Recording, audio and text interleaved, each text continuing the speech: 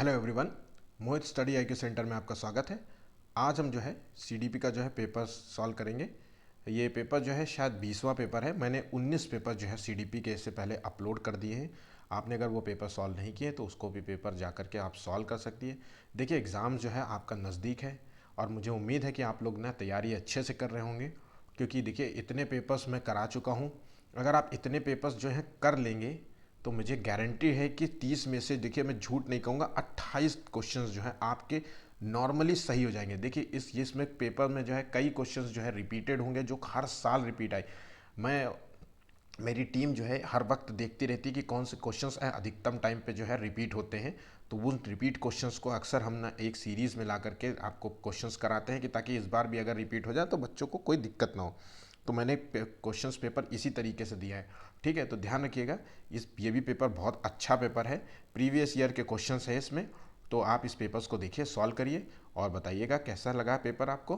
ठीक है, आज का टारगेट रखते हैं 50 लाइक्स का पेपर का। ठीक है, थोड़ा सा हमें भी मोटिवेशन की ज़रूरत होती है। आपके माध्यम से हमें भी, लाइक्स के माध्यम से जो है हमें भी थोड़ा मोटिवेट होने का अवसर मिल जाता है। ठीक है, तो चलिए टाइम वेस्ट नहीं करते हैं। वीडियो पसंद आए तो प्लीज़ चैनल को लाइक सब्सक्राइब ज़रूर कीजिएगा। आप दोस्तों से भी शेयर करिएगा, अपने दोस्तों से भी शेयर करिए। चलिए शुरू करते हैं, टाइम बिना वेस्ट किए पेपर लगाते हैं। ठीक है, और देखिए पेपर लगाइए, पूरे मन से पेपर लगाया करिएगा। पेपर लगाने में काहे की शर्म, आप वहाँ बैठे हो, हम इधर बैठे हैं, कितने भी क्वेश्चंस गलत हो रहे हैं किसी को क्या पता। लेकिन अपना रिपोर्ट ज़रूर हमको दीजिएगा, बताइएगा कि आपने कितने इस पेपर में जो है कितने क्वेश्चन सही किए। रिपोर्ट ज़रूर दिया करिए, कमेंट ज़रूर किया करिए, कुछ क्वेश्चन पूछने पर ज़रूर उसका जवाब दिया करिए। ठीक है, वो आपके बेहतर भविष्य के लिए ये सारी चीज़ें की जाती हैं। ठीक है, तो चलिए शुरू करते हैं, अब टाइम वेस्ट नहीं करते हैं। पहला क्वेश्चन रीड करते हैं, देखिए क्या है। बच्चों के जो है विकास के सिद्धांतों को समझना जो है शिक्षक की सहायता करता है।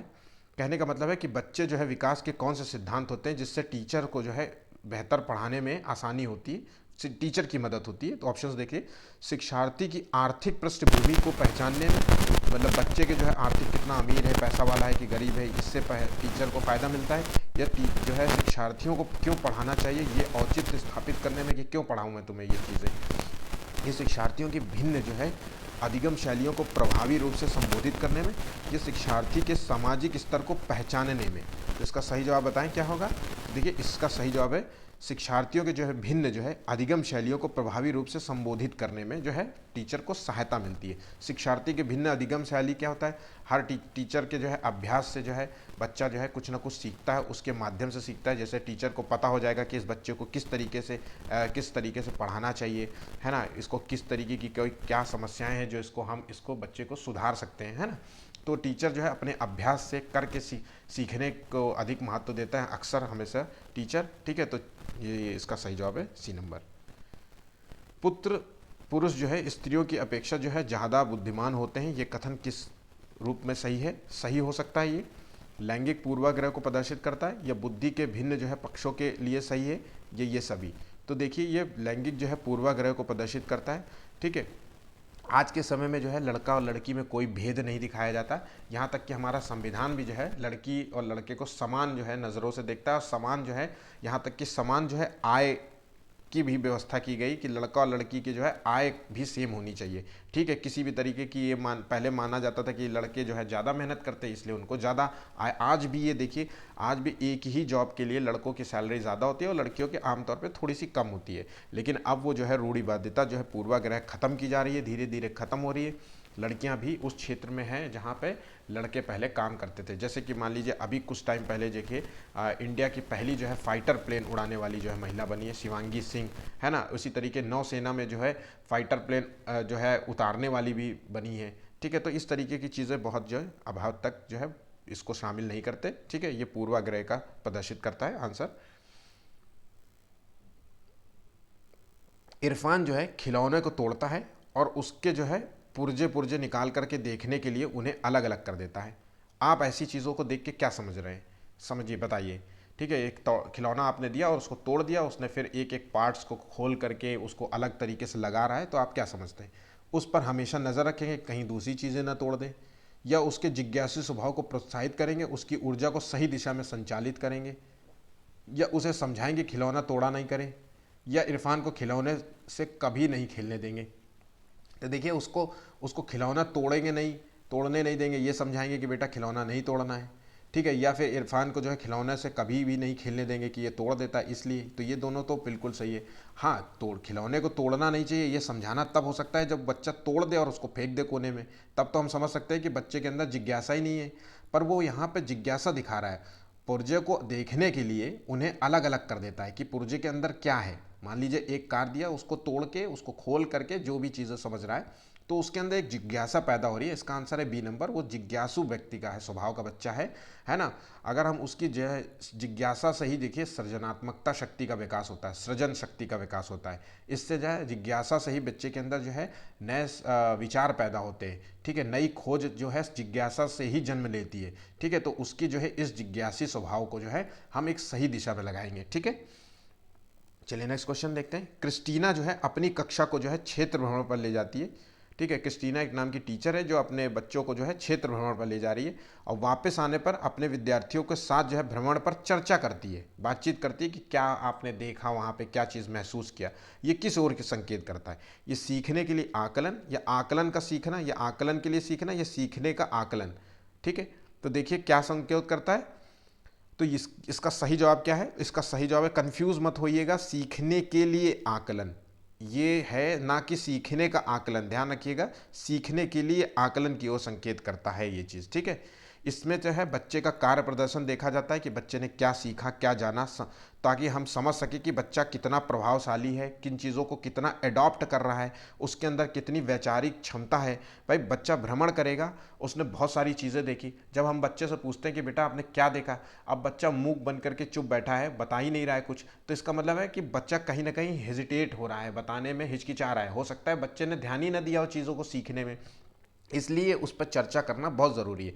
तो हम देखेंगे सीखने के लिए आकलन, देखेंगे कि बच्चे ने क्या सीखा, उसका हम आकलन करेंगे, ठीक है। नेक्स्ट क्वेश्चन देखते हैं। प्रत्येक शिक्षार्थी स्वयं में विशिष्ट है, ठीक है।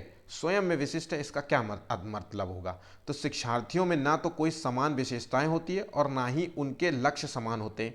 सभी शिक्षार्थियों के लिए एक समान पाठ्य चर्चा संभव नहीं है, या एक विषम रूपी कक्षा में जो है शिक्षार्थियों की क्षमताओं को जो है विकसित करना असंभव है। और कोई भी जो है दो शिक्षार्थी अपनी योग्यताओं, रुचियों और प्रतिभाओं में से एक जो है प्रतिभाओं में एक समान नहीं हो सकते। तो देखिए प्रत्येक जो है विद्यार्थी, प्रत्येक शिक्षार्थी जो है स्वयं में विशिष्ट होते हैं, ठीक है। तो इनकी जो है योग्यताएं समान नहीं हो सकती, इनकी प्रतिभाएं जो है समान नहीं हो सकती, सबकी विशिष्टता सब अलग अलग है, ठीक है। सबकी जो है शारीरिक ढांचा अलग है, मानसिक जो है परिस्थितियाँ स्थितियाँ अलग है, सभी का जो है संवेगात्मक जो है विकास अलग तरीके से हुआ है, सामाजिक विकास अलग तरीके से हुआ है।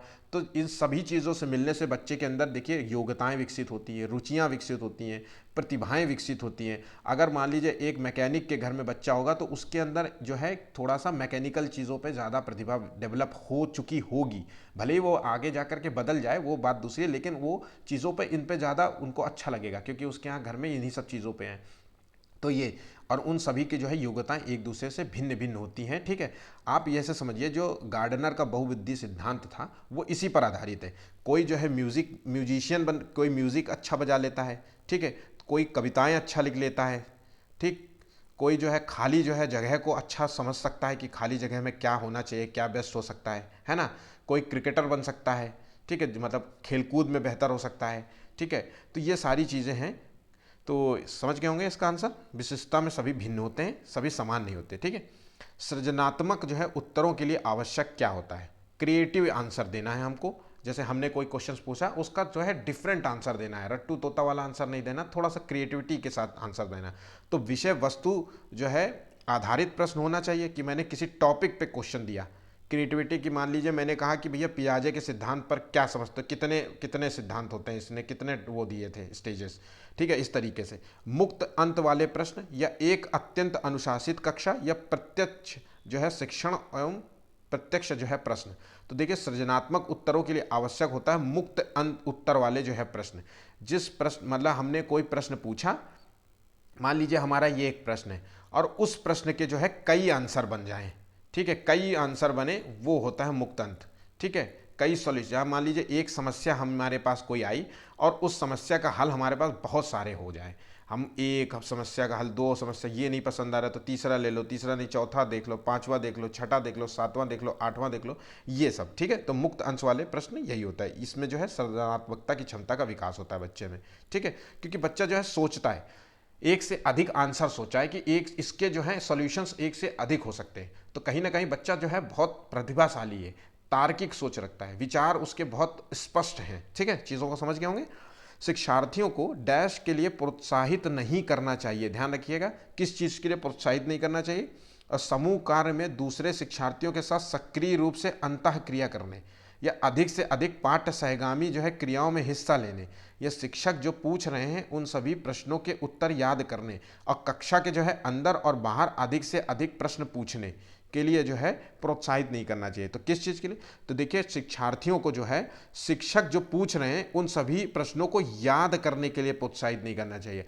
याद करने से मतलब है कि बच्चा जो है रट्टू तोता हो जाएगा। ठीक है, हम अगर उससे कहें कि जाइए कल ये क्वेश्चंस याद हो जाने चाहिए, तो मतलब कहीं ना कहीं बच्चा ना है रटने की क्षमता, विचार नहीं, सोचेगा नहीं, तो उसको समझने का प्रयास नहीं करेगा, रट लेगा जा करके। और कई बच्चे जो होते हैं, देखिए रटना आसान होता है, आपने 1 घंटा किसी एक आंसर को रटेंगे, रट जाएगा।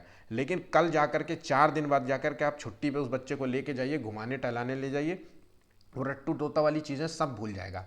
ठीक है, तो रटने वाली चीज़ें कुछ पल तक ही रहती हैं, हमेशा जीवन पर्यंत नहीं रहती, मैक्सिमम तक नहीं रहती। ऐसा नहीं है कि आज अगर आपने मैथ रट करके काम चला लिया तो कल जब आप एग्ज़ाम्स करेंगे, चाहे वो एसएससी का एग्ज़ाम हो, चाहे वो बैंक का एग्ज़ाम हो, कोई भी एग्ज़ाम हो, आपको कड़ी मेहनत करनी पड़ेगी, क्योंकि वहाँ पे ज़रूरत होती है, आपको मैथ की बेसिक्स आना चाहिए। और आपने तो बेसिक्स पढ़ी नहीं, क्योंकि आपने तो रट्टू तोता मारा है। ठीक है, तो याद करने वाली चीज़ों को प्रोत्साहित कभी नहीं करना चाहिए एज अ टीचर। ठीक है, निम्नलिखित में से कौन सा जो है रचनात्मक आकलन के लिए उचित उपकरण नहीं है? ध्यान रखिएगा, क्वेश्चंस पढ़ते वक्त इन चीज़ों पर ज़रा फोकस रहिएगा कि क्या चीज़ उसमें दिया हुआ है, यहाँ नहीं चीज़ है, तो इन जैसे शब्दावलियों पे ज़्यादा ध्यान रखिएगा। ठीक है, क्योंकि ऑनलाइन एग्जाम्स में जो है इन सब चीज़ों पे अक्सर गलतियां आप करेंगे, मैं फिर से कह रहा हूँ, करेंगे ही करेंगे। आप भले ही हो सकता है कि 30 क्वेश्चंस में 30 क्वेश्चन आते हों, लेकिन 2 क्वेश्चंस जो है आप ना ह्यूमन एरर के तौर पे गलतियां कर जाएंगे। ये तभी बेहतर हो सकता है कि 30 में 30 आपके सही हो जाएं, वो तभी हो सकता है जब आप चीज़ों को ज़्यादा बहुत ही ध्यानपूर्वक देखेंगे, पढ़ेंगे, और ये तभी आएगा जब आप चीज़ों को सॉल्व करेंगे। पेपर्स लगाने से जो है एकाग्र क्षमता का विकास होता है, इसलिए पेपर्स ज़्यादा लगाइए, ध्यान से पढ़िए चीज़ों को। ठीक है, और सब बेहतर होगा, सब अच्छा होगा। क्वेश्चंस का देखते हैं ऑप्शंस। मौखिक प्रश्न, सत्र परीक्षा, प्रश्नोत्तरी, खेल और दिया हुआ कार्य। देखिए, रचनात्मक आकलन के लिए उचित नहीं है, तो ये हमारे यहाँ देखिए, जो रचनात्मक आकलन के लिए उचित नहीं है वो है सत्र परीक्षा। ठीक है, मतलब एक जो है टाइम, तिमाही परीक्षा जो होती है ना हम लोगों के यहाँ, तिमाही, फिर उसके बाद बोर्ड एग्जाम से पहले एक परीक्षा करा ली जाती है। फिर इससे बच्चे के अंदर जो है कोई रचनात्मक जो है क्रिएटिविटी जैसा नहीं आता, वो बच्चा जो है परीक्षा के दृष्टि से जो है रटने का प्रयास करता है, ताकि उसको रट करके आंसर्स उसको मिल जाए और वो परीक्षा में किसी तरीके से वो पास हो जाए। ठीक है, उसका मकसद यही होता है। ठीक है, नेक्स्ट क्वेश्चन चलिए पढ़ते हैं। भारतीय समाज की जो है बहुभाषिक विशेषता को क्या डैश के रूप में देखा जाना चाहिए? देखिए, यहाँ पे क्वेश्चन पूछ रहा है बहुभाषिक विशेषता, मतलब एक भाषा से अधिक। ठीक है, उसकी विशेषता को हम क्या रूप में देख सकते हैं? क्योंकि भारत समाज में देखिए हमारे यहाँ कई भाषाई लोग हैं, हम आसपास देखिए, हम जहाँ रहते हैं वहाँ पे हम अपनी लैंग्वेज हिंदी तो बोलते ही बोलते हैं, बहुत सारे लोग इंग्लिश भी बोलते हैं, और कुछ जो है जॉब, जहाँ साउथ के जो हैं, जो बच्चे जो हैं जॉब करते हैं, वो यहाँ पर के पीएसी में काम करते हैं, और वो उनकी लैंग्वेज कुछ डिफरेंट है। ठीक है, तो इसी तरीके बहुभाषी विशेषता को दर्शाना है। तो इसको देखिए, ऑप्शंस पढ़ते हैं। विद्यालयी जीवन को जो है समृद्ध बनाने के संसाधन के रूप में, विद्यार्थियों को सीखने के लिए अभिप्रेरित करने हेतु शिक्षक योग्यता की चुनौती के रूप में, और शिक्षार्थियों के लिए विद्यालयी जीवन को एक जटिल अनुभव के रूप में बनाने के एक कारक के रूप में, और शिक्षण अधिगम प्रक्रिया में बाधा के रूप में। तो देखिए, इसका सही जवाब क्या हो सकता है? तो इसका सही जवाब है ए आंसर है। ठीक है, विद्यालयी जीवन को समृद्ध बनाने के संसाधन के रूप में हमें देखना चाहिए। देखिए, बच्चों का जो है, ताकि बच्चों में जो है भाषा के प्रति जो है जागरूकता पहले, देखिए बच्चों में जो है भाषा के प्रति जागरूक करना बहुत ज़रूरी होता है। अगर बच्चा हिंदी बोलता है तो उसको हमें जागरूकता इतनी करनी है कि वो दूसरी लैंग्वेज भी सीखे, जैसे इंग्लिश। हमें पता है कि इंग्लिश आज के समय में हर जगह बोली जाती है, हर जगह यूज़ करनी है, इसलिए बच्चे को जागरूक करना हमारा एक पहली जिम्मेदारी बनती है एज अ पेरेंटिंग के तौर पे, चाहे वो प्राथमिक स्तर पे हो, चाहे हम मतलब चाहे बच्चे का लालन पालन घर पे हो रहा हो चाहे स्कूल में हो। स्कूल में तो कोशिश की जाती है जो जिस भाषा में आप पढ़ाने की कोशिश करते हैं, पढ़ाने की कोशिश करते हैं, लेकिन एज अ गार्जियन हमें बच्चे में जो है द्विभाषी का विकास करना चाहिए। तो मैं वही फिर से टॉपिक पे आता हूँ, ताकि बच्चों में जो है बहुभाषा के प्रति जागरूकता हो, उसके अंदर जो है एक सकारात्मक जो है समझ विकसित हो बच्चे के अंदर। देखिए, दो भाषा से बच्चे के अंदर कहीं ना कहीं तर्क शक्ति, दो चीज़ों को याद करेगा, समझेगा, तो तर्क शक्ति का विकास होगा, संवेगात्मक विकास होगा, है ना। तो टीचर को जो है बच्चे के अंदर भाषा ज्ञान के जो है विकास के लिए ऐसे उपलब्ध अवसर कराने चाहिए, ठीक है, ताकि बच्चे का जो है द्विभाषा। तो कई स्कूल देखे होंगे, वहाँ पे कई जगह जो है इंग्लिश मीडियम के स्कूल में हिंदी भाषा में, हिंदी में बात करना ही मना होता है। अगर आप बात करते हैं तो डेली फाइन लगता है, और आपसे चार्ज पैसे लेते हैं, 200-500 रुपए हर दिन का फाइन। अगर किसी ने, टीचर ने सुन लिया कि इस बच्चे ने हिंदी में बात की है तो फाइन लग जाता है। तो क्यों? क्योंकि वो ऐसा माहौल बनाना चाहते हैं अपने स्कूल में, ताकि बच्चे का जो है इंग्लिश जो है लैंग्वेज डेवलपमेंट हो, उसकी प्राइमरी लैंग्वेज हो जाए, मतलब कहीं भी वो बोले तो इंग्लिश में ही बोले, ठीक है। तो चीज़ें आजकल इसकी विशेषताओं के तौर पे देखा जाता है, ठीक है। चलिए नेक्स्ट क्वेश्चन देखते हैं।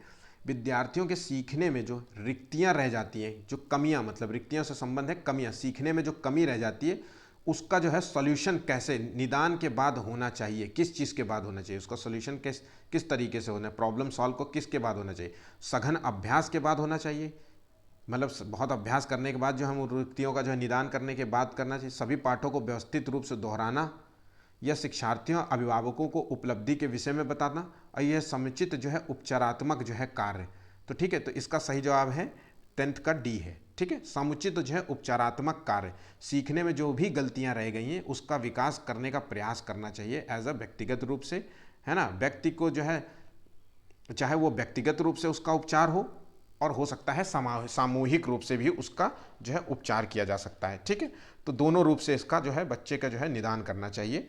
नेक्स्ट क्वेश्चन चलिए पढ़ते हैं। सबसे अधिक गहन और जटिल जो है समाजीकरण होता है, तो किसमें होता है? किशोरावस्था, पूर्व बाल्यावस्था, प्रौढ़ावस्था, या व्यक्ति के जो है पूरे जीवन में। तो ये बहुत सिंपल सा जवाब है, इसका सही जवाब है किशोरावस्था, ठीक है। किशोरावस्था हो जाए तो बहुत ही जटिल जो है समाजीकरण की प्रक्रिया होती है। देखिए, ये इस एज में जो है बच्चा जो है हार्मोनल चेंजेस से गुजरता है, हार्मोनल चेंजेस हो रहे हैं, हार्मोनल चेंजेस होते हैं, ठीक है। इस बच्चे में जो है इस एज में जो है बच्चा स्ट्रेस एंड स्टॉर्म से गुजरता है, ठीक है। आइडेंटिटी क्राइसिस से गुजरता है, ठीक है। बच्चे को समझ नहीं आता कि वो क्या कर रहा है, क्यों कर रहा है, मैं क्या हूँ, कैसे करूँगा मैं चीज़ें, इन सब चीज़ों की भावनाएं ज़्यादा होती है। लड़ाई झगड़े वाला टाइम पीरियड होता है, दोस्ती यारी हीरोइज्म ज़्यादा होता है ना। तेरे नाम पिक्चर देखने के बाद तेरे नाम जैसा ही बाल हेयर स्टाइल रख लेगा बच्चा।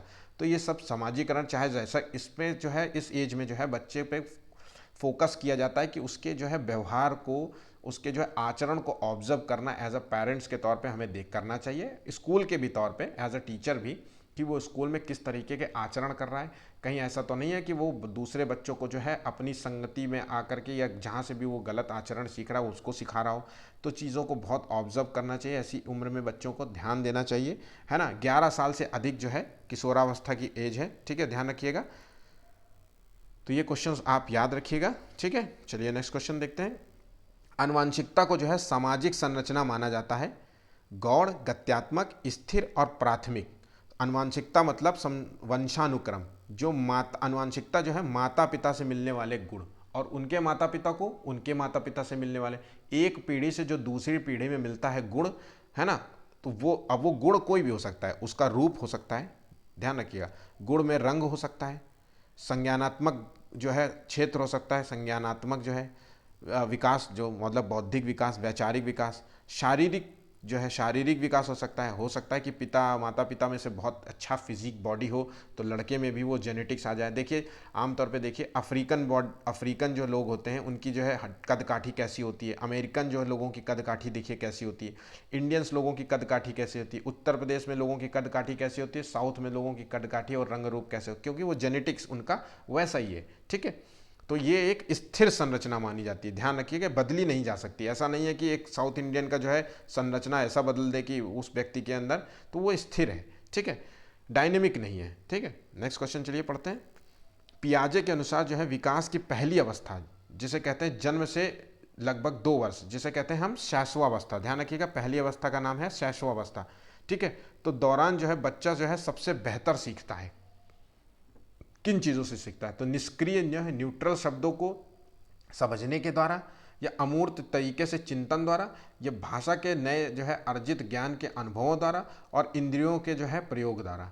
ठीक है, तो किसके द्वारा? तो देखिए पहली अवस्था में जो है शैशवावस्था होता है, उसमें बच्चा जो है इंद्रियों का प्रयोग करता है। ठीक है, बच्चे के अंदर जो है इंद्रियां होती है। इंद्रियां क्या होती हैं? ध्वनि, जिनको वो सुनता है, मतलब कान, कान की इंद्रियां बड़ी प्रबल होती है। गंध, वो सुगंध से समझ जाता है कि किसकी सुगंध है। कई बार देखिए बच्चा रोता है, ठीक है, और वो किसी की भी गोद में नहीं शांत होगा, लेकिन जैसे ही वो मम्मी की गोद में आता है तो शांत हो जाता है। ठीक है, रस, ठीक है, रस, गंध, ठीक है, स्पर्श, किसका जो है जिसको वो पसंद करता है उस चीज़ से। ठीक है, तो उन चीज़ों को जो है माध्यम से बच्चा अनुभव करता है कि ये कहाँ जा रहा हूँ, कौन ले रहा है मुझे, है ना। तो ये इंद्रियां उसकी बच्चे इस उम्र में जो है प्रबल होती हैं। ठीक है, नेक्स्ट क्वेश्चन पढ़ते हैं। निम्नलिखित में से जो है कौन सा जो है समझ के लिए शिक्षण को प्रदर्शित नहीं करता है? गौर से समझिएगा, समझ के लिए शिक्षण को नहीं प्रदर्शित करता है। ऑप्शंस पढ़ते हैं। नियम कैसे काम करता है, इसे स्पष्ट करने हेतु उदाहरण उपलब्ध कराने के लिए विद्यार्थियों को पढ़ाना। यह समानता और अंतर देखने और सादृश्यता स्थापित करने के लिए विद्यार्थियों को की सहायता करना, और विद्यार्थियों को जो है एकाकी तथ्यों के प्रक्रियाओं को याद करने के योग्य बनाना, और परिघटना या अवधारणा को अपने अनुरूप करना। ठीक है, तो इसको देखिए, तो इसका सही जवाब क्या है? इसका सही जवाब विद्यार्थियों को एकाकी तथ्यों और प्रक्रियाओं को याद करने के योग्य बनाना। देखिए मैंने पहले कहा है, तथ्यों को याद करना किसी भी शिक्षण तकनीकी में, किसी भी शिक्षण पद्धति में अच्छा नहीं माना जाता है। यह रट्टू तोता पद्धति होती है। ठीक है, रटने जैसी पद्धति होती है। ये सिर्फ केवल पेपर निकालने की पद्धति होती है कि किसी तरीके से हम पेपर निकाल लें। आप अगर रटने की कोशिश करेंगे, समझने का प्रयास नहीं करेंगे, तो जितना भी कोशिश कर लीजिए, अगर आपने ये क्वेश्चन रट भी लिया तो उससे कोई फायदा नहीं होगा। आप जाकर के जब पेपर जाएंगे और इससे थोड़ा सा भी डिफरेंट क्वेश्चन दे देगा, आपने चीज़ें चूंकि समझा नहीं है, ठीक है, तो आप तुरंत गलत कर देंगे, क्योंकि आपने रटा है माध्यम से, क्योंकि समझा नहीं है चीज़ें। ठीक है, तो रटने पद्धति जो है शिक्षण पद्धति में बिल्कुल बेस्ट नहीं मानी जाती है। ठीक है, तो नेक्स्ट क्वेश्चन चलिए। सीखने का वो सिद्धांत जो पूर्ण रूप और केवल अवलोकनीय व्यवहार पर आधारित है, सीखने के डैश सिद्धांत से संबंधित है। ठीक है, अवलोकन करने पर आधारित है। ठीक है, ऑब्जर्व करने पर आधारित। विकासवादी, व्यवहारवादी, रचनावादी, संज्ञानात्मकवादी। ठीक है, तो इसका सही जवाब देखिए, इसका जो है वो व्यवहारवादी जो है सिद्धांत पर आधारित है। अवलोकन करना, व्यक्ति का जो है व्यवहार, उसके जो हम जानते हैं कि व्यक्ति का जो व्यवहार होता है वो उसके निजी अनुभवों पर आधारित होता है। ध्यान रखिएगा, निजी अनुभवों पर आधारित नहीं होता है, बल्कि उसके जो है आसपास के माहौल पर आधारित होता है। ठीक है, नेक्स्ट क्वेश्चन चलिए पढ़ते हैं। एक शिक्षिका जो है अपनी कक्षा के प्रतिभाशाली बच्चों की योग्यताओं की उपलब्धि चाहती है। ठीक है, कि बच्चों, जो प्रतिभाशाली बच्चों की बात कर रहे हैं, यहाँ देखिए प्रतिभाशाली बच्चे हैं की पॉइंट, उनकी उपलब्धि चाहती है। उसके उद्देश्य की प्राप्ति के लिए निम्नलिखित में से क्या नहीं करना चाहिए? ध्यान रखिएगा, क्या नहीं, प्रतिभाशाली और उसमें आपको क्या नहीं करना चाहिए। तो तनाव को नियंत्रित करना सिखाना नहीं चाहिए, या विशेष ध्यान के लिए उन्हें उनके समकक्षियों से अलग करना चाहिए, अलग नहीं करना चाहिए मतलब, और उनकी सृजनात्मकता को समृद्ध करने के लिए उन्हें चुनौती पेश नहीं करनी चाहिए, या गैर शैक्षणिक जो है गतिविधियों में आनंद लेने सिखाना नहीं चाहिए। देखिए प्रतिभाशाली बच्चा है, अगर हम प्रतिभाशाली बच्चा को जो है चुनौती जैसे प्रश्नों का प्रयोग नहीं करेंगे तो बच्चे के जो है एक तरीके से जो है प्रतिभा वेस्ट चली जाएगी। आप उसको चुनौती भरे प्रश्न पूछिए, ताकि बच्चा जो है और अपनी जो है ज्ञान क्षमता का विकास कर सके। ठीक है, जितना बच्चा कोशिश करेगा सोचने का, उतना ही वो और जो है निपुण होगा उन चीज़ों में, सब्जेक्ट्स में जो है, और उसका निखार आएगा। ठीक है, तनाव को नियंत्रित करना सिखाना चाहिए। भाई बच्चा जो है चीज़ों को, जैसे मान लीजिए प्रतिभाशाली बच्चा है, मैं टैलेंटेड है, अब टैलेंटेड बच्चे को आपने कोई एक हार्ड क्वेश्चन दिया, अब वो सोचेगा। अब सोचेगा तो हो सकता है कि वो तनाव में आ जाए कि मुझे क्या क्वेश्चन दे दिया, मुझसे कैसे हो सकता है, मैंने आज तक तो मैं कॉलेज में स्कूल में टॉप किया हूँ, मैं सारे क्वेश्चंस के जवाब देता हूँ। तो बच्चे को सिखाना होगा कि तनाव को बेटा कैसे नियंत्रित करते हैं। गलत कर दिया तो भी जरूरी नहीं है कि बेटा आपने क्वेश्चंस को जो है समझा नहीं, हो सकता है कि कहीं छोटी सी गलती थी, आप धीरे धीरे और सीख जाएंगे और बेहतर होंगे, उसे मोटिवेट करना है। ठीक है, तो इसका सही जवाब देखिए क्या होगा, इसका सही जवाब होगा बी नंबर, विशेष ध्यान के लिए उसे समकक्षियों से अलग बिल्कुल नहीं करना चाहिए। ध्यान रखना, उसे अलग बिल्कुल नहीं करना चाहिए। ठीक है। समकक्षित जो है बच्चों से आप इससे क्यों क्यों नहीं अलग करना चाहिए? देखिए समकक्ष में जो बच्चे होंगे उसके जो है ज्ञान, उसका जो है उसके जो ज्ञान से बच्चा वो भी सीखेगा, प्रतिभाशाली बच्चा कुछ ना कुछ उससे भी सीखेगा और वो दूसरों को भी ज्ञान देगा। ठीक है, उससे क्या होगा, दूसरों को भी वो बेहतर करेगा और अपने को भी बेहतर करेगा। ठीक है, चीज़ें हम आपस में हम हमेशा देखते हैं आपस में संपर्क रह करके जो है हम एक बेहतर सीखते हैं। जैसे हम आपको पढ़ा रहे हैं, आप हमारा ये आप ये पेपर लेक्चर जो है सेशन देख रहे हैं, तो चीज़ें एक दूसरे से जो है लिंक्ड हो जाती हैं। आप समझने का प्रयास करते हैं कि क्या चीज़ें हो रही है। ठीक है, तो हम भी बेहतर होने की प्रयास के एक बेहतर होने के प्रयास करते हैं और आप भी इससे पेपर सॉल्व करके जो है बेहतर बनने का प्रयास करते हैं। ठीक है, नेक्स्ट क्वेश्चन देखते हैं। छोटे शिक्षार्थियों में निम्नलिखित में से कौन सा लक्षण जो है पठन कठिनाई का नहीं है? ध्यान रखिएगा, पठन कठिनाई का नहीं है। तो ऑप्शंस पढ़ते हैं। पठन गति और प्रवाह में कठिनाई, या शब्दों और विचारों को समझने में कठिनाई, सुसंगत वर्तनी में कठिनाई, और वर्ण व शब्द पहचान की। देखिए पठन शब्दों और विचारों में जो कठिनाई आ रही है तो वो पढ़ने में आपकी समस्या है, कोई ना कोई कहीं ना कहीं डिसलेक्सिया नाम की बीमारी हो सकती है ना। सुसंगत वर्तनी में कठिनाई हो सकती है, या वर्ण या शब्दों की पहचान में कठिनाई हो सकती है। जो नहीं है इसका आंसर पठन कठिनाई नहीं, वो पठन गति और प्रवाह में कठिनाइयाँ जो है इसका आंसर है। सही आंसर ए नंबर है। ठीक है, ध्यान रखिएगा। नेक्स्ट क्वेश्चन देखते हैं। अगर अभी अब तक आपने वीडियो को लाइक ना किया हो तो प्लीज़ चैनल को लाइक कर दीजिए, सब्सक्राइब भी कर लीजिए। ऐसे डेली वीडियोस मैं आपको डालता रहता हूं। अभी मैंने 1 घंटे 2 घंटे पहले जो है एक सेशन खत्म किया है जो है SST है, सामाजिक विज्ञान। अगर आप में से किसी का भी जो है सामाजिक विज्ञान पेपर 2 में सब्जेक्ट हो तो आप वो पेपर जा करके देख सकते हैं। अच्छा पेपर है और मैं डेली इसी तरीके से आपको पेपर देता रहूँगा। ठीक है, चलिए नेक्स्ट क्वेश्चन देखते हैं। निम्नलिखित में से कौन सा विशेषता जो है आंतरिक रूप से अभिप्रेरित बच्चों के लिए सही नहीं है? क्वेश्चंस को गौर से पढ़िए। आंतरिक रूप से अभिप्रेरित बच्चे, ठीक है, उनकी बात कर रहे हैं। तो उन्हें कार्य करने में आनंद आता है, वे कार्य करते समय उच्च स्तर की ऊर्जा प्रदर्शित करते हैं, वे चुनौती भरे कार्यों को प्रदर्शित करते हैं, वे हमेशा सफल होते हैं। तो देखिए ये आंसर का सही रूप नहीं है। आंतरिक रूप से प्रेरित बच्चे देखिए कार्य में जो है उत्साहित होते हैं, उनके अंदर जो है प्रेरणा भरी होती है, वो कार्य को चुनौती के रूप में देखते हैं, उनको कार्य करना है, उनको मज़ा आता है, उनको आंसर देने में मज़ा आते हैं। प्रतिभाशाली बच्चों की बात हो रही है यहाँ पे, तो उनके अंदर उनको कार्य करने में उत्साह भरा रहता है, उनको उत्साह मज़ा आता है।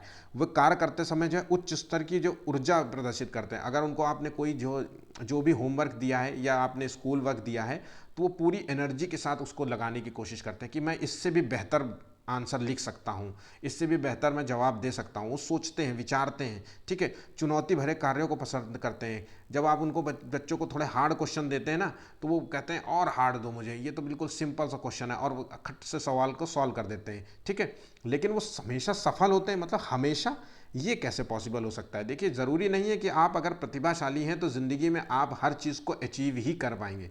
हो सकता है कि आप में कहीं ना कहीं कुछ हो सकता है कि कुछ ना कमियां हो सकते हैं, इसलिए वो जो है सफलता जो है हर चीज़ का जो है मानक नहीं होता कि आप जो है प्रतिभाशाली तो ही सफल होंगे और आप जो है कम जो है बुद्धिमान है, सामान्य श्रेणी में आते हैं, है ना, या थोड़ा सा कम बुद्धिमान है तो आप सफल नहीं हो सकते। तो ये मानक बिल्कुल भी नहीं सही है। ठीक है, शिक्षार्थियों को जो है आत्मनियमन किस ओर संकेत करता है?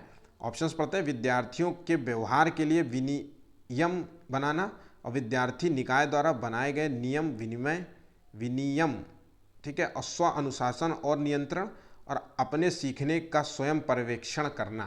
देखिए कुछ शब्दों की मीनिंग मुझे भी कंफ्यूज हो जाता हूँ कि इसकी मीनिंग क्या है। ठीक है, और विनियम मतलब नियम बनाना है, रूल्स बनाना, लेकिन मैं इसका आंसर देखिए क्या है, इसको ऑप्शंस पढ़ते ही समझ में आ गया होगा। इसका नंबर है डी, अपने जो है स्वयं का जो है परीक्षा करना। आत्मनियमन मतलब है तो अपनी स्वयं की खोज करना। तो अपनी खोज करना होता है कि स्वयं का जो है सीखने की खोज करना, स्वयं का परीक्षण करना, कि आप जब स्वयं की परीक्षण करते हैं कि अपनी योग्यता, आप जब स्वयं की परीक्षण करते हैं तो वो आपकी योग्यता को दर्शाता है कि आपका योग्यता जो है कहाँ तक गई है ना, आपकी समझ को विकसित बताता है कि आपने कितना सीखा है। ठीक है, तो इसलिए सेल्फ जो है टेस्ट लेते रहना चाहिए हमेशा। आप जो है टेस्ट लिया और आपने जो है आपने मान लीजिए हमारा ये टेस्ट दिया और आपने ये परीक्षण नहीं किया कि मैंने जो है 20-30 में से कितने क्वेश्चंस किए, मतलब आत्म नियमन किया ही नहीं आपने। क्वेश्चंस बस आपने देखा सरसरी निगाह से और बस छुट्टी पा के निकल गए। ठीक है, तो आप समझ ही नहीं पा रहे कि मैंने किन क्वेश्चंस को गलत किया था, किन क्वेश्चंस को मैंने सही किया था, किन क्वेश्चंस को मैं सही कर सकता था लेकिन मैंने गलती से गलत कर दिया है। तो ये आत्मनियमन कहलाता है।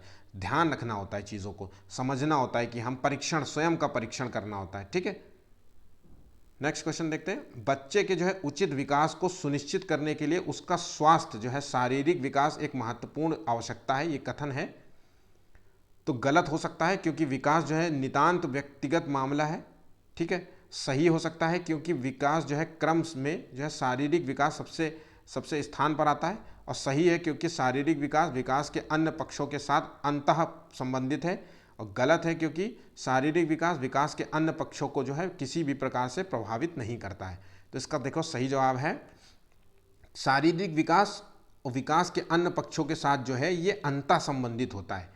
ध्यान रखिएगा, ये अंतः संबंधित होता है, एक दूसरे से संबंधित होते हैं। ठीक है, चलिए नेक्स्ट क्वेश्चन पढ़ते हैं। मानव विकास कुछ विशेष सिद्धांतों पर आधारित है। निम्नलिखित में से कौन सा जो है मानव विकास का सिद्धांत नहीं है? ध्यान रखिएगा, क्वेश्चन पूछा मानव विकास का सिद्धांत नहीं है। अनुक्रमीयता, अनुक्रमिकता, सामान्य से विशिष्ट की ओर जो है विकास का सिद्धांत, या प्रतिवर्ती या निरंतरता। देखिए हमें पता है कि मानव का विकास जो है निरंतर चलने वाली प्रक्रिया है, सामान्य से विशिष्ट की ओर जाने वाली प्रक्रिया है। इसमें अनुक्रमीयता होती है लेकिन प्रतिवर्ती ये नहीं होती, मतलब रिवर्सिबल नहीं होती, रिवर्सिबल नहीं होती। ध्यान रखिएगा। अब रिवर्सिबल का मतलब क्या है? देखिए हम जानते हैं कि पहले शैशवावस्था से वृद्धावस्था की, शैशवावस्था से हम वृद्धावस्था की ओर बढ़ते हैं। अब ऐसा नहीं कह सकते कि वृद्धावस्था से फिर हम शैशवावस्था की ओर बढ़ जाएं, या हम जो है अभी हम बाल्यावस्था में थे फिर हम नेक्स्ट जो है किशोरावस्था में आए तो कल को हम जो फिर से बाल्यावस्था में आ जाएं, या हमारा शरीर का कोई अंग विकास हो गया है या हमारी हाइट बढ़ गई, अब हम चाहते हैं कि भैया हाइट ना बढ़ के हम फिर से कक्षा 2 में पहुंच जाएं, तो ये नहीं हो सकता, रिवर्सिबल नहीं होती है। ठीक है, निःशक्त जो है बच्चों के लिए समेकित जो है समावेशी शिक्षा की जो है केंद्रीय प्रायोजित योजना का उद्देश्य है डैश में निःशक्त जो है बच्चों की शैक्षिक अवसर उपलब्ध कराना। ठीक है, तो वो बच्चे जो है सामान्य नहीं होते, निःशक्त बच्चे वो बच्चे जो सामान्य नहीं होते, ऐसे बच्चे जो है विशिष्ट बच्चे कहलाते हैं। ठीक है, तो ऑप्शंस देखते हैं। इनके लिए विशेष विद्यालय का प्रबंध करना चाहिए, वहाँ उपलब्ध करना, या मुक्त विद्यालय, या ब्लाइंड रिलीफ जो है एसोसिएशन, ब्लाइंड जो है रिलीफ जो है ब्लाइंड रिलीफ जो है एसोसिएशन में ही यहाँ पढ़ाना चाहिए, या नियमित विद्यालयों में पढ़ाने चाहिए। तो देखिए इसका क्या जवाब है? इसका सही जवाब है ऐसे बच्चों को जो है नियमित विद्यालयों में पढ़ाना चाहिए। ध्यान रखिएगा, नियमित विद्यालय में पढ़ाना चाहिए, और ऐसे बच्चों को वही सिलेबस पढ़ाना चाहिए जो सामान्य बच्चे पढ़ते हों। ऐसा नहीं है कि उनके लिए कोई अलग सिलेबस हो। ठीक है, सिलेबस वही होना चाहिए, बस खास तरीका ये होता है कि वो चूंकि ब्लाइंड है, विशिष्ट बालक हैं, ठीक है, उनमें कुछ कमियां हैं, वो दृष्टि से थोड़ा सा देखने में उनको कमियां नज़र आ रही, तो हम ऐसे सिचुएशन में उनके लिए कुछ विशेष जो है उपकरणों के माध्यम से पढ़ा सकते हैं। जैसे कि मान लीजिए कि हम सिलेबस तो हमारा सेम है लेकिन हम उस बच्चे को जो है ब्रेल लिपि के माध्यम से पढ़ा सकते हैं, जो आंखों से देख नहीं सकता लेकिन उन चीज़ों को महसूस कर सकता है, कि हम उसके पास ऐसे जो है बुक्स होंगी जिसको महसूस करके ABCD सीख सकता है। जैसे कि मान लीजिए ब्रेल लिपि में A का मतलब है ये A, ठीक है, एक्स का मतलब है इस तरीके से, ब्रेल लिपि में एक्स का जो है साइन ये होता है ना। तो ये इस तरीके, अगर वो बच्चा इस चीज़ को मैं छू के देखेगा, उभरे हुए वर्ड को देखेगा तो वो समझ जाएगा कि ये एक्स लिखा है। अगर एक ये देखेगा तो समझ जाएगा कि ये ए लिखा है। ठीक है, इसके माध्यम से वही सेम सिलेबस पढ़ाना चाहिए। ठीक है,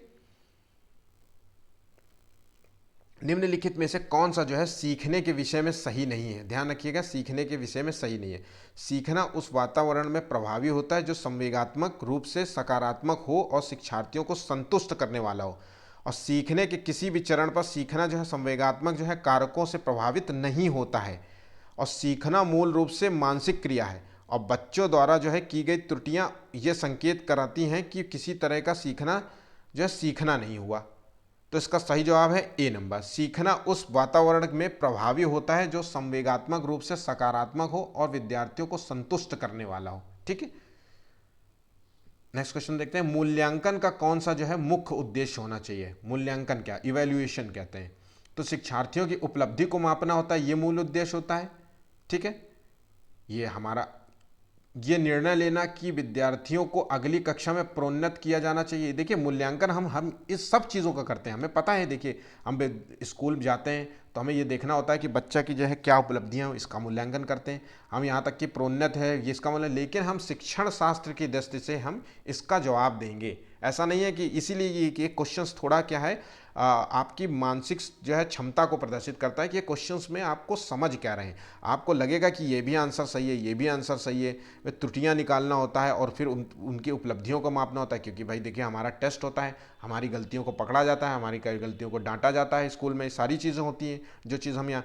तो लेकिन हमको ये नहीं चुनना है, हमको चुनना है कि हमारे दृष्टि शिक्षण शास्त्र की दृष्टि से क्या महत्वपूर्ण हो सकता है। ठीक है, तो देखिए इसका आंसर, सीखने में होने वाली कमियों का निदान और उपचार करना, या शिक्षार्थियों की त्रुटियां निकालना और उसकी उपलब्धि मापना। तो देखिए सही जवाब है इसमें जो है हमारी जो है कमियां हैं उसका जो है सॉल्यूशन देना, कि हमारी अंदर क्या गलतियां, हमने कोई, मान लीजिए हमने कोई आंसर लिखा और वो गलतियां थी उसमें, ठीक है, तो हमें वह बताया गया कि बेटा देखो ये गलतियां तुमने की है, स्पेलिंग मिस्टेक यहाँ पे तुमने की है, इसको देखिए यहाँ पे ये गलत लिखा है, इसका आंसर ये नहीं होना चाहिए, उसका जो है निदान करना, उसका उपचार बताना कि क्या उसका आंसर हो सकता है। ठीक है, शिक्षार्थी जो है 25वां क्वेश्चन है, शिक्षार्थी जो पहले सीख चुके हैं उसकी पुनरावृत्ति और प्रत्यास्मरण में विद्यार्थियों की मदद करना महत्वपूर्ण है, क्योंकि नई जानकारी को पूर्व जानकारी से जोड़ना सीखने को समृद्ध बनाता है।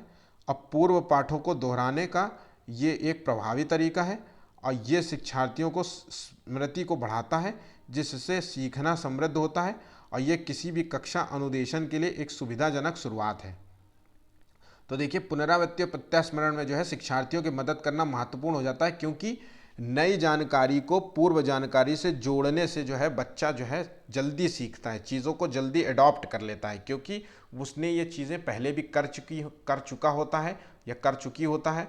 ठीक है, समझने में उसको आसानी होती है। ठीक है, नेक्स्ट क्वेश्चन देखते हैं, निम्नलिखित में से कथनों को जो है सीखने के लक्षण के रूप में नहीं माना जाता। ध्यान रखिएगा, नहीं माना जा सकता है। तो सीखना कुछ ऐसी चीज़ है जो कुछ अनुभवों के परिणाम स्वरूप घटित होती है। ठीक है, या व्यवहार का अध्ययन सीखना होता है, या अनलर्निंग जिसे कहते हैं अनअधिगम भी सीखने का एक हिस्सा है। और सीखना एक प्रक्रिया है जो व्यवहार में मध्यस्थता करती है। तो इसका सही जवाब है, सीखने के लक्षण के रूप में नहीं माना जा सकता है व्यवहार का अध्ययन सीखना। ठीक है, ये नहीं माना जाता, बाकी सभी इसके सही जवाब हैं। ठीक है, नेक्स्ट क्वेश्चन, सिद्धांत के रूप में रचनावाद क्या है? दुनिया के विषय में अपना दृष्टिकोण निर्मित करने में शिक्षार्थियों की भूमिका पर जो है बल देना, यह सूचनाओं को याद करने और पुनः स्मरण द्वारा जांच करने पर बल देता है, यह शिक्षक की प्रभुत्वशाली जो है भूमिका पर बल देता है, या अनुकरण की भूमिका पर केंद्रित है। तो इसका सही जवाब क्या है? तो सिद्धांत के सिद्धांत में रचनावाद जो होता है वो दुनिया के विषय में अपना दृष्टिकोण निर्मित करने में जो है शिक्षार्थी की भूमिका पर बल देता है। ठीक है, नेक्स्ट क्वेश्चन जो है, सृजनात्मक विद्यार्थी कौन से होते हैं, शिक्षार्थी कौन से होते हैं?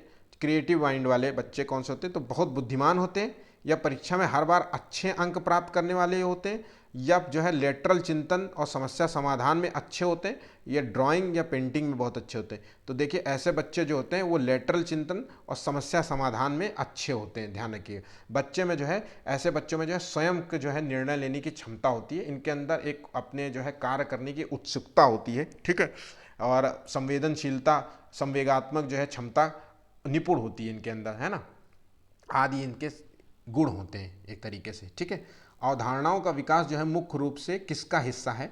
बौद्धिक विकास का, सामाजिक विकास का, शारीरिक विकास का, संवेगात्मक विकास का। यहाँ अवधारणाओं का विकास की बात कर रहा है तो इसका संबंध है बौद्धिक विकास से। ध्यान रखिएगा, इसका संबंध है बौद्धिक विकास से। ठीक है, चलिए नेक्स्ट क्वेश्चन देखते हैं, व्यक्तिगत शिक्षार्थी जो है एक दूसरे से भिन्न होते हैं किस रूप में? बहुत सिंपल सा जवाब है इसका, तो बिल्कुल अभी सबको इसका आंसर पता होगा। मैं इसका क्वेश्चंस का जो है आंसर जो है आपको ये होमवर्क में दे रहा हूँ, एक तो बिल्कुल क्वेश्चंस जो है इसका प्लीज़ आप लोग जवाब दीजिए। ठीक है, आप लोग जवाब दिया करिए, ये होमवर्क है, इस 30वां क्वेश्चंस का होमवर्क है। बताइएगा जो है व्यक्तिगत शिक्षार्थी एक दूसरे से भिन्न होते हैं विकास की दर में, विकास के क्रम में, और विकास की सामान्य क्षमता में, और वृद्धि और विकास के सिद्धांतों में किस रूप में जो है व्यक्तिगत शिक्षार्थी भिन्न होते हैं। ठीक है, आज के जो है 30 क्वेश्चन समाप्त हुए हैं।